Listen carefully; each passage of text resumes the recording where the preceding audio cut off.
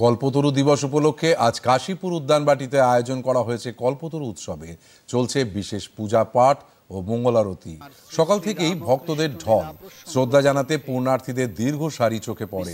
1886 সালের আজকের দিনেই কল্পতরু হয়েছিলেন শ্রীরামকৃষ্ণ পরমহংসদেব। ভক্তদের বলেছিলেন, তোমাদের চৈতন্য হোক। যুগপুরুষের সেই চিরায়ত আশীর্বাণী আজও প্রবাহিত বাঙালির সত্তার গভীরে। এই ঘটনাটির একটি চমৎকার বর্ণনা রয়েছে,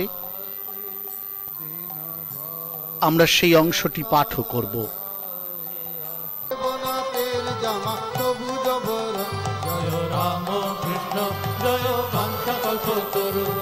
সেই কাপড়ের টুপি কর্ণমূল ঢাকা, মোজা পায়ে চটি জুতা লতা পাতা। জয় রাম কৃষ্ণ জয় বাঞ্ছা কল্পতরু। শ্রীঅঙ্গের মধ্যে খোলা বদনা মণ্ডল, কান্তি রূপে লাবণ্যেতে করে ঝলমল। জয় রাম কৃষ্ণ জয় বাঞ্ছা কল্পতরু। দারুণ বিহাদি ভোগে তীর্ণ কলেবর, কিন্তু বয়ানেতে কান্তি বহে নিরন্তর। জয়